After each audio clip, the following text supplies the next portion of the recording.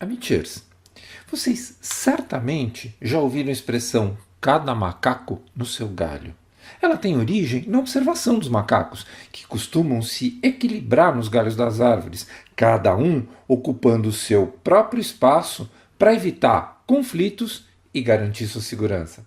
Trazendo para o nosso mundo, a ideia é que cada um deve cuidar das suas responsabilidades e respeitar o espaço do outro. Mas e quando alguém tenta invadir o galho dos outros? Certamente vai dar confusão. Isso me fez pensar em uma notícia recente. O Conselho Federal de Odontologia, o CFO, quer habilitar dentistas a fazer cirurgias plásticas no rosto. Daí eu me pergunto, por quê? Eu sou o Dr. César Isaac e você está na Métier Talks, o podcast da Clínica Métier. Antes da gente tentar responder essa pergunta, vamos ver como é que nós chegamos aqui?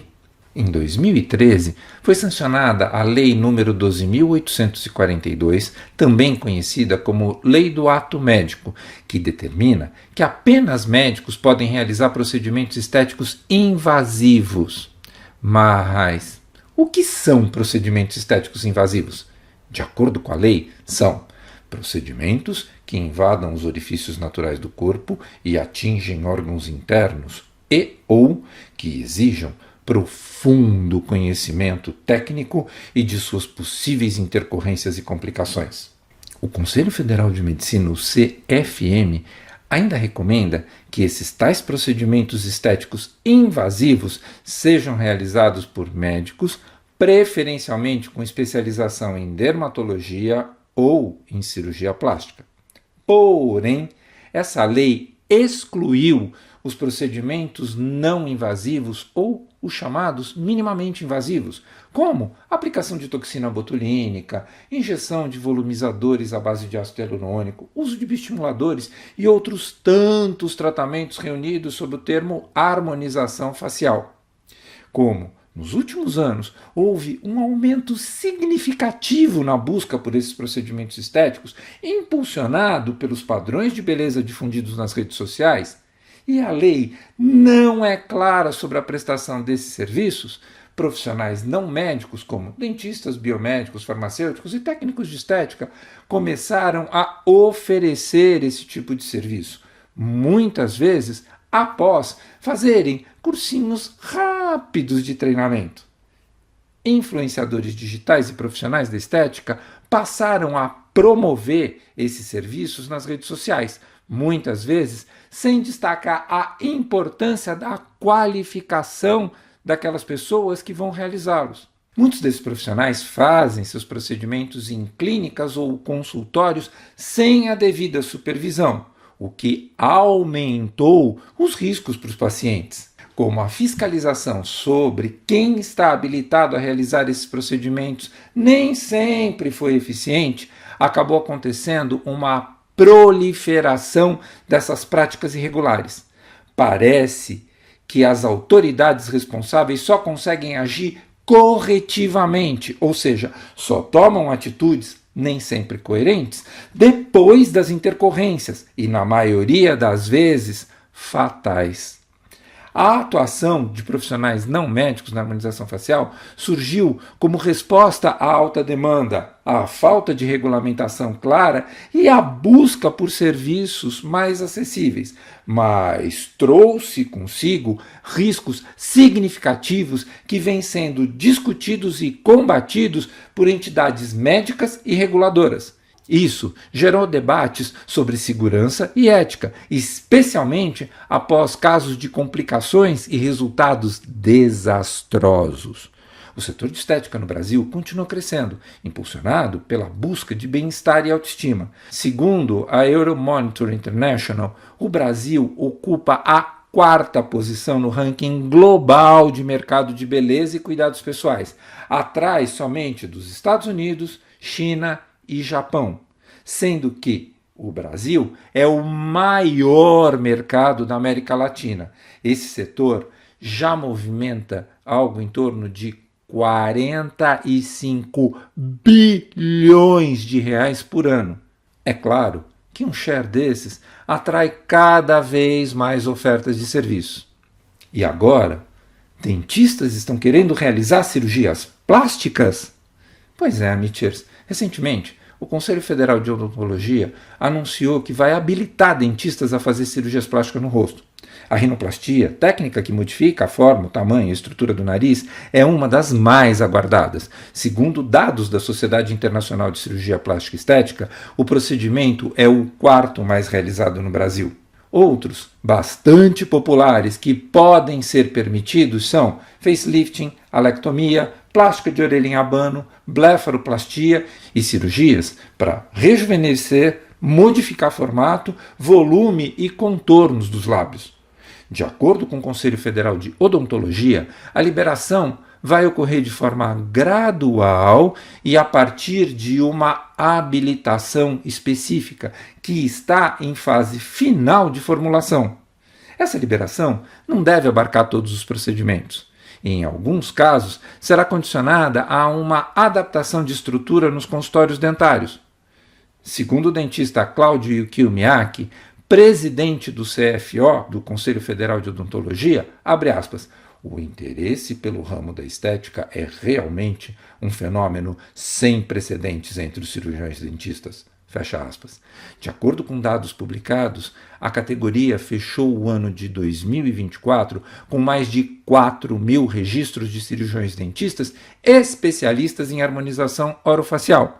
A alta é constante e chega até 50% de crescimento no último ano.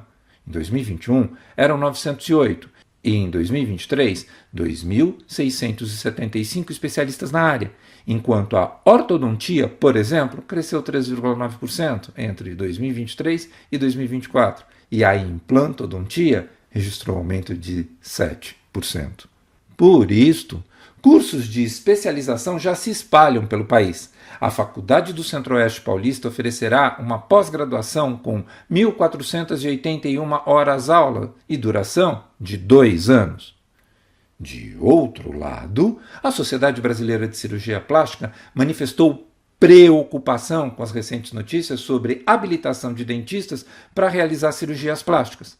Aspas para o cirurgião plástico Volney Araújo Pitombo, presidente da Sociedade Brasileira de Cirurgia Plástica. A cirurgia plástica é uma especialidade médica que exige formação longa e rigorosa. Após os 6 anos de graduação em medicina, o médico que pretender obter o título de especialista em cirurgia plástica deverá ser treinado em serviços sob orientação e supervisão de preceptores, residência médica, pelo período de 3 anos na especialidade de cirurgia geral e, na sequência, mais 3 anos da mesma modalidade de treinamento na especialidade de cirurgia plástica. Portanto, ao todo, são 12 anos de formação para um médico se tornar especialista em cirurgia plástica. O Dr. Pitombo continua, abre aspas, muito além da parte estética, os procedimentos operatórios na área de cirurgia plástica exigem profundo conhecimento teórico-prático, estando sujeitos a complicações e intercorrências que podem levar o paciente a óbito. Sem qualquer demérito à formação dos dentistas, considerar que eles poderão ser habilitados a realizar cirurgias plásticas sem a formação em medicina é uma decisão de altíssimo risco para os pacientes. Fecha aspas. Agora, Amichers, com todos esses dados colocados, eu quero compartilhar com vocês a minha opinião de cirurgião plástico com 35 anos de atuação na especialidade. E ok, eu sei que eu vou ser muito criticado e alguns até vão me cancelar, mas esse é o meu ponto de vista. Se não, vejamos. Para começar, é claro que um mercado que gira cifras milionárias vai atrair uma grande quantidade de profissionais que queiram atuar nele. O problema começa quando as pessoas só enxergam os cifrões e se esquecem do caminho que deve ser percorrido para chegar até lá. Enquanto a graduação de medicina é feita em 6 anos, com foco na formação de um clínico geral, afinal, O corpo humano é um todo. Daí, a importância de conhecer o funcionamento de sistemas e órgãos de forma integrada. Afinal, por exemplo, uma doença no pâncreas como diabetes pode causar cegueira nos olhos. Depois da graduação, para qualquer especialidade escolhida, vai ser necessária a realização de uma residência médica ou estágio. E a gente já viu na manifestação da SBCP que, para formar um cirurgião plástico, são necessários mais 6 anos. Agora, a graduação de odontologia é feita em 5 anos, com foco em anatomia dental e craniofacial, fisiologia oral, bioquímica, radiologia odontológica, farmacologia, cirurgia oral, prótese dentária e odontologia estética, entre outros tópicos. Talvez seja por isso que médico não trata cárie ou faz ortodontia, né? Tá bom. O CFO está falando em especialização para habilitar esses profissionais. Daí eu pergunto, será que cursos de especialização como aquele da Faculdade do Centro-Oeste Paulista, com duração de 2 anos, vão ser suficientes para transformar dentistas em cirurgiões plásticos? Ou será que eles vão estar dispostos a investir 6 anos da sua vida profissional para ter uma formação semelhante à do médico? Eu sei que no mundo ideal, esses cursos de habilitação são perfeitos e fornecem todo o conhecimento e segurança para os profissionais saírem praticando. Mas, infelizmente, a gente está muito longe do mundo ideal, né?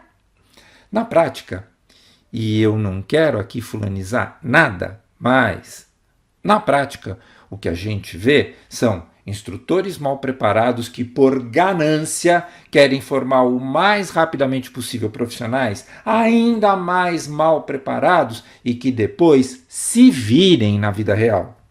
Nesse afã de girar dinheiro, esses instrutores não falam dos riscos reais do que eles estão ensinando, enquanto os seus alunos, na ignorância, acham que tudo relacionado à estética é muito simples e sossegado.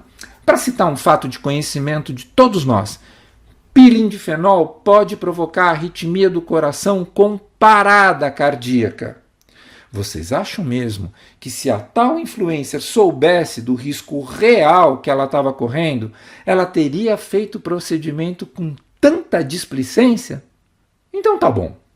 Mas o que é que a gente aprende nesses 6 anos de formação de cirurgia plástica?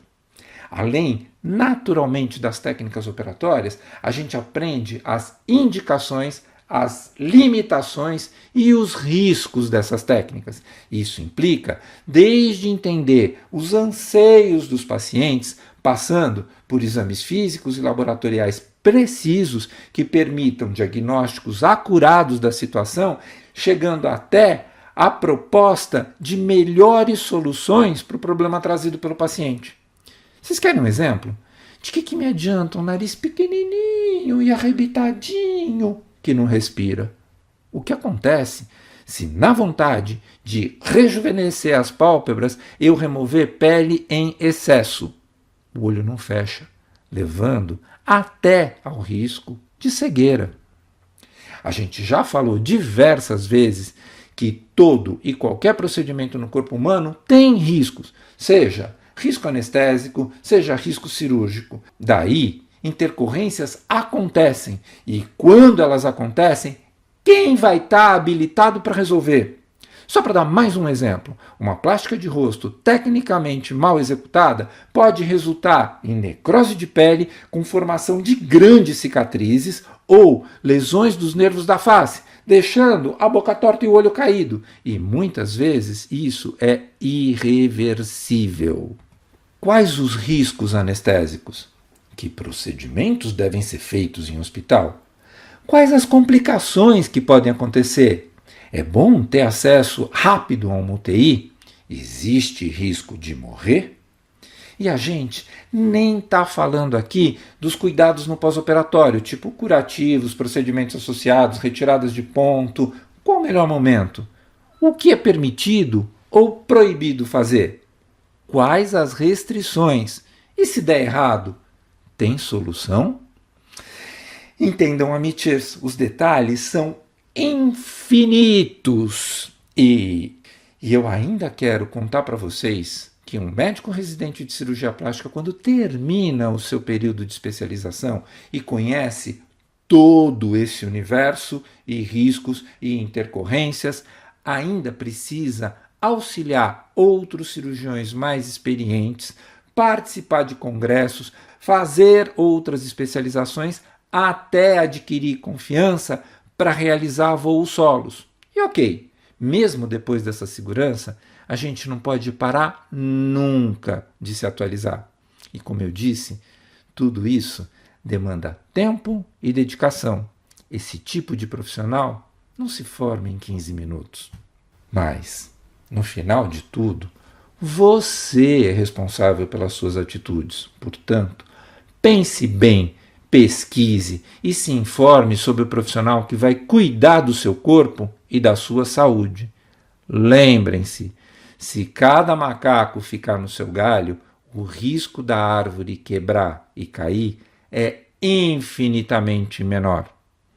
Um beijo para cada um. Em tempo, eu quero abrir esse espaço para opiniões divergentes. Eu acredito muito que o contraditório sempre engrandece as discussões. Então, sintam-se à vontade para se manifestar nos comentários.